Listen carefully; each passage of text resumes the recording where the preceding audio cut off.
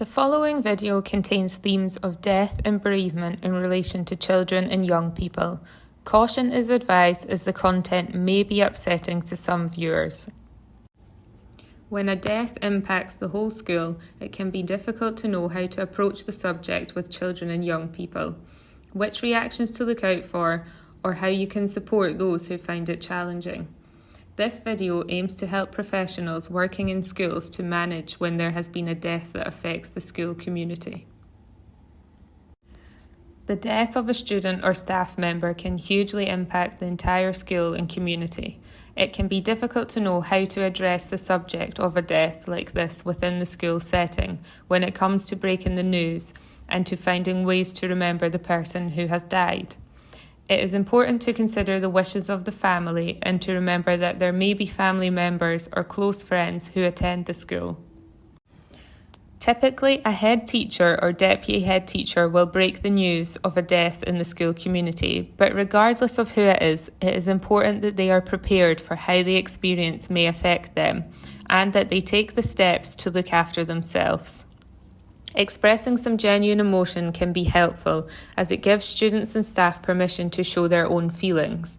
However, it is important not to become overwhelmed when you are speaking, so think about what you will say and how it might affect you emotionally before you speak. If you don't feel you will be able to break the news, take care of yourself and your own grief by requesting that someone else does it instead.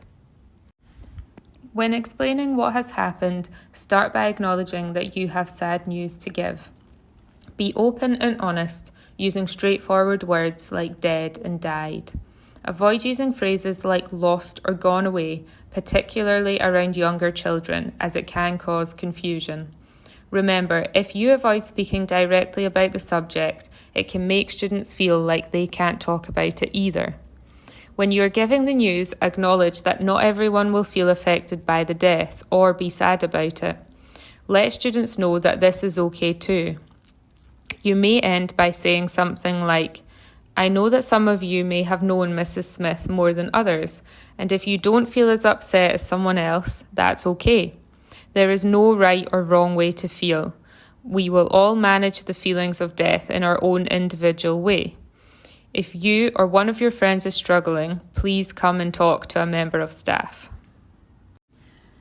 If the circumstances of the death are known, try to explain them in basic terms. This does not mean that you need to explain every detail about what has happened, but giving simple details can help students to process the information.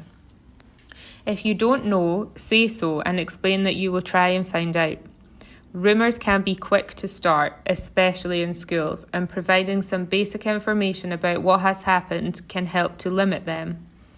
When rumours do start, address and stop them as quickly as possible in order to limit distress for the students and for the family of the person who has died. Creating opportunities to remember the person who has died can be helpful when people are grieving. This might mean that you create a garden of remembrance, have a special assembly for the person who died, or create a memory wall within the school. Whatever you decide to do, make sure that the family consent and that the children and young people are given a choice regarding whether they'd like to be involved. People grieve in different ways, and it might be that some people would prefer not to join in. This should be non-judgmentally accepted and the invitation left open in case they change their mind. Not every child or young person who grieves will need bereavement support, but Richmond's Hope is here for the ones who do. Please get in touch if you would like to refer a child or young person or to request an information pack.